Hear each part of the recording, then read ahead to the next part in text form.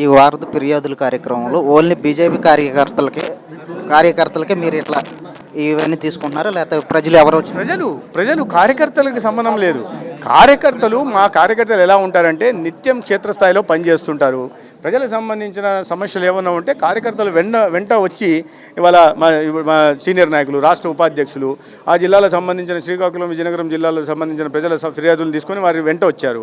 వారి నాయకుడు కార్యకర్త, కానీ సమస్యలు మాత్రం ప్రజలకు సంబంధించినవి. ప్రజలకు సంబంధించిన వాళ్ళు మా కార్యకర్తల మాధ్యమంగా పార్టీ కార్యాలయం దాకా వస్తున్నారు.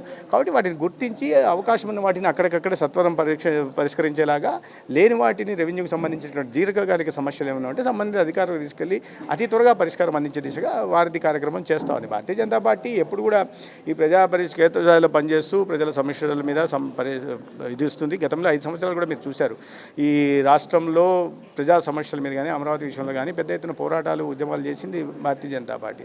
ఇప్పుడు అధికారంలో ఉన్నాం కాబట్టి వాటిని పరిష్కారం కోసం ఈ రకంగా వారధి కార్యక్రమం మాధ్యమంగా ప్రయత్నం చేస్తాం. వైసీపీ ప్రభుత్వంలో భూ కబ్జాలు చేసి అవి రిజిస్ట్రేషన్ కూడా జరగడం జరిగింది. అవి మళ్ళీ వెనక్కి తీసుకొచ్చే ప్రయత్నం ఏమైనా చేస్తారు? ఖచ్చితంగా ఎంక్వైరీ చేసిన తర్వాత ఇవాళ జరుగుతున్నాయి కదా ఎంక్వైరీలు, ఫిర్యాదులు తీసుకుంటున్న క్రమంలో అనేక రకాలైన అవకతవకలు, అక్రమాలు, కబ్జాలు బలవంతంగా పోలీసుల వ్యవస్థను అడ్డం పెట్టుకొని లేదా రెవెన్యూ వ్యవస్థలో పూర్తిగా వందిమాగులను అడ్డం పెట్టుకొని రాష్ట్ర వ్యాప్తంగా చేశారు. ప్రజల్ని తీవ్రంగా ఇబ్బందులు పెట్టారు.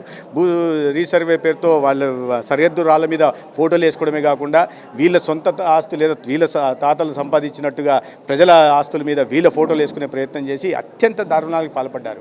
వారసత్వంగా వచ్చిన ఆస్తి మీద లేదా వాళ్ళు స్వార్జితంతో కష్టపడి సంపాదించుకున్న ఆస్తి మీద ఆ పట్టా దీని మీద వీళ్ళ ఫోటోలు వేసుకోవడమే జగన్మోహన్ రెడ్డి గారి ఆ విపరీత మానసిక మనస్తత్వానికి అద్దం పడుతుంది.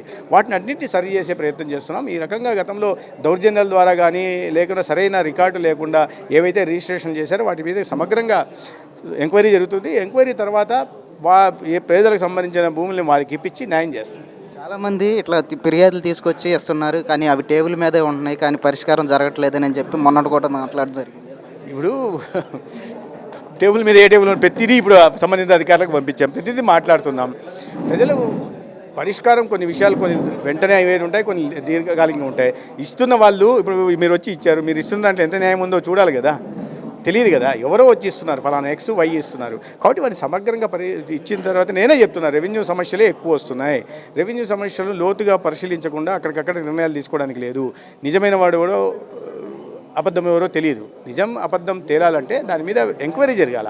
ఎంక్వైరీ చేయాలంటే ఒక రోజులో జరిగే అవకాశం లేదు. చాలా వరకు ఇప్పుడు కూడా గతంలో అంటగాగిన అధికారులు ఉంటా వచ్చారు. వాళ్ళని అందరినీ ప్రక్షాళన చేస్తూ ఒక్కొక్కరిని చేసి మళ్ళీ కొన్ని నిజాయితీ కలిగిన ఆఫీసులను తీసుకొచ్చి ఇవన్నీ సమస్యల పరిష్కారం వచ్చేది.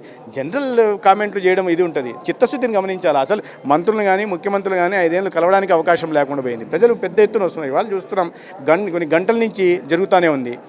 కొన్ని గంటల నుంచి ప్రతిరోజు వారధి కార్యక్రమం జరుగుతూ ఉంది. సరే, పరిష్కారం కూడా దేనికైనా ఇప్పుడు ఉద్యోగం పరిష్కారం ఏమొస్తారు, ఎటువంటి ఇది లేకుండా ఉద్యోగం ఇవ్వమని అంటారు. మొన్న కూడా మేము నాటక దీంట్లో కూడా చూపించాం. ఉద్యోగం ఇవ్వమంటారు, ఏదైనా ఖాళీగా ఉంది ఇవ్వమంటారు. అట్లా ఇవ్వలేం కదా, నియమ నిబంధనలు ఉంటాయి, నోటిఫికేషన్లు ఇవ్వాలా. దాన్ని ఎవరైనా విమర్శిస్తే దాన్ని మనం ఏం చేయలేము.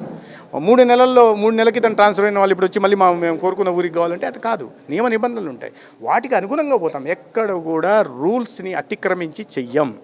ఎవరైనా రూల్స్ని అతిక్రమించి చేయాలని కోరుకుంటున్న వాళ్ళు ఇటువంటి విమర్శలు చేయొచ్చేమో, కానీ మాకు సంబంధించిన వరకు రూల్స్కి అనుగుణంగానే చేస్తాం. ఏదైనా కూడా మీరు నోటిఫికేషన్ వస్తే, ఉద్యోగం వస్తే సంబంధిత అధికారులు మాట్లాడి మెరిట్ ఉంటే చేయడానికి చేస్తాం. మీరు ట్రాన్స్ఫర్ కోసం వచ్చే చూస్తాం. మీరు నియమ నిబంధనలు ఉన్నారా, మీరే గత 15 ఏళ్ళుగా ఒకే చోట పాతకపోయి ఉన్నారా, అక్కడి నుంచి బయటికి వెళ్ళడానికి ఇప్పుడు సిద్ధపడట్లేదా, లేదా అటువంటి వాటిని ఎంకరేజ్ చేయం.